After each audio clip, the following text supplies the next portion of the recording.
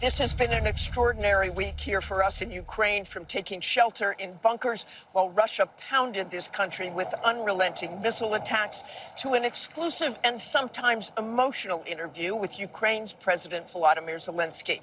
We talked to him about his relationship with President Trump and his reaction to Trump's controversial comments comparing this war that Russia started to a child's fight in the park. Zelenskyy, sometimes in English, sometimes Ukrainian, also gave us fascinating new details about Ukraine's audacious attacks deep inside Russia. And look at this remarkable new video from one of the more than 100 relatively cheap Ukrainian drones that spread out across Russia, aiming for military airfields and eventually taking out billions of dollars of Russia's nuclear-capable strategic bombers. An operation right out of a spy novel, and that is where we begin. Let's talk about Operation Spiderweb. Please. So you believe you did destroy maybe 40 aircraft? 34. Others say maybe 10 to 20. How many did you destroy? We think, and we have our analytics that we destroyed 34% of their strategic air jets. President Zelenskyy describing the operation as complicated and clandestine. 18 months in the making, so secretive, not even the U.S. was informed. We have to prepare such plans, and we are not stopping. We have to prepare such plans because Russia can't, because we don't really know if they will stop this war. They don't want. They don't want to stop the war. This is the problem. The key to the plan, Ukrainian drones just like these, which the president's office arranged for us to see this weekend, simple yet deadly, packed with an explosive unit. This is one of many drone production facilities across Ukraine, spread out across the country. We can't tell you exactly where we are because obviously these facilities are Russian targets. The 100 drones used in Operation Spiderweb were smuggled into Russia, hidden in containers with remotely controlled, retractable roofs. Watch this video circulating online showing one explosive drone lifting off and heading to its target. And now the new video from a drone itself lifting out of the truck, traveling toward one of the Russian airfields. Smoke already billowing from the ongoing drone attacks. The drone flying over fields and houses, surveilling the airfield, where pilots can see some of the bombers already in flames. One after another, the video ending when this drone takes out another one. The drones had all been concealed on trucks with Russian drivers, unknowingly delivering the payload. They didn't know anything. They didn't know what will be in the roofs. They didn't know just because they didn't know what will be. That's why they didn't know when it will be and where. So I think this is important, very important. And those drones and the Ukrainian pilots guiding them, knowing the Russian aircraft's most vulnerable spot, where the fuel is held, after examining old Soviet aircraft still in Ukraine and on display. And we have heard that they knew what parts of that airplane to hit. Yes. Because you have airplanes here in museums. Yes. They knew exactly where to hit. And they did it exactly what was in their idea, step by step. They did very clear this operation. Zelenskyy tracking the operation in real time, minute by minute, watching billions of dollars worth of Russian aircraft go up in flames. I mean this for Russians, more than $7 billion. And the drones not very expensive. Yes, not.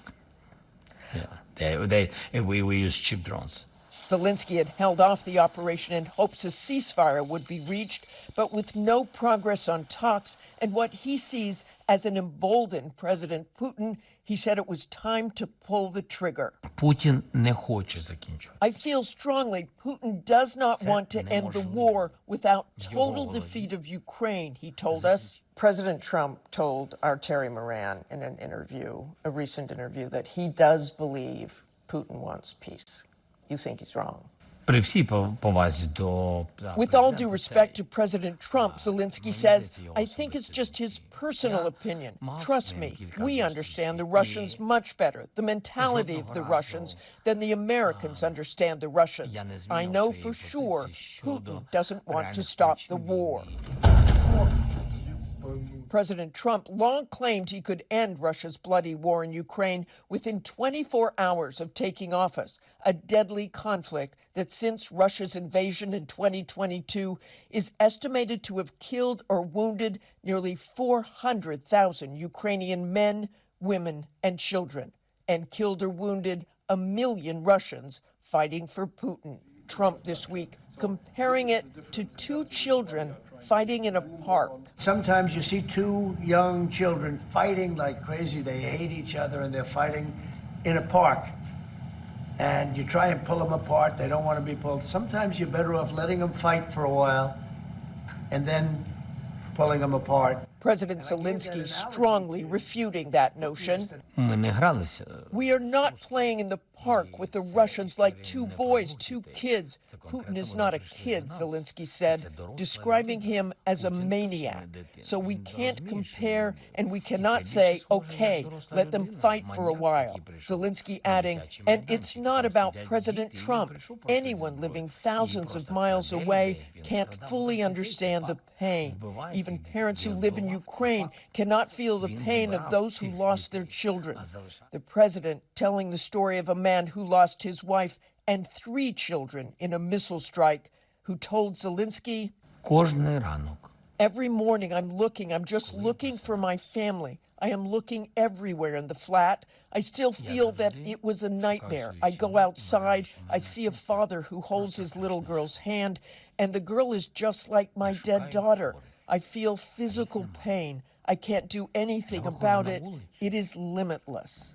Ми не діти з Путіним. That's why we are not kids at the playground, Zelenskyy says, adding, Putin is a murderer who came to the park to kill kids.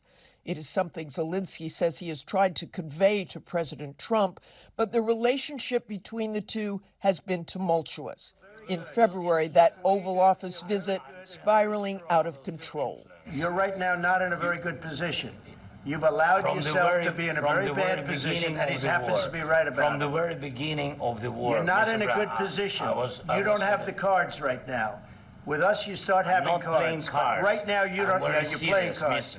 You're playing cards. You're gambling with the lives of millions of people. You're gambling with World War III. We all saw that Oval Office chaotic, disastrous meeting. I know after that meeting, you tried to repair that relationship. Tell us what it was like in the aftermath. Це дуже складно. Я тому, як мені почувалось. It's quite complicated, Zelenskyy said. You could watch it live, and it was very clear and very straightforward. I used to remind everyone cameras don't lie. Everybody could see on their television screens. I think the result of that meeting, I was very honest and open when I said that a small country is fighting for its life against the giant with all that evil that they brought with their army and their weapons to our land. Не 100 тисяч, а 90. 631 children lost their lives, he said. For some, those are numbers. But for me, he said, it's important that I defend my position. And I was trying to do that in the Oval Office. It would be months before the two leaders spoke again in person when they sat down together for that hastily planned meeting at the Vatican after the death of Pope Francis. Those images from that meeting at the Vatican were very powerful. You looked very intense, like you were getting along, like you were getting your message through. Did your relationship with President Trump change that day? And does it remain changed? Я не знаю. Я би хотів би вірити, що так. Zelenskyy saying he would like to believe that the relationship has changed for the better, but adding, I don't know for sure. I can't give you 100% guarantee. The Ukrainian president also telling me he would like more communications with President Trump, saying there are people who communicate with the president more than me, and they deliver different messages to him. Does President Trump believe that Russia is winning this war, do you think? Yes. Has he told you that? I think he's publicly said about it, and I know that he shared this information with some people around him. And I think this operation, and I said it a lot of times, it's not true. It's not a victory when you really spend 1 million people. What Zelenskyy wants is more pressure on Putin, much stronger sanctions, which Trump has threatened but hasn't put in place. Починаючи від санкцій, I am convinced that the President of the United States has all the powers and enough leverage, he said, to unite European leaders, adding, they are all looking at President Trump as a leader for the free world, a free democratic world, and they are waiting for him, so he has to do it. He must.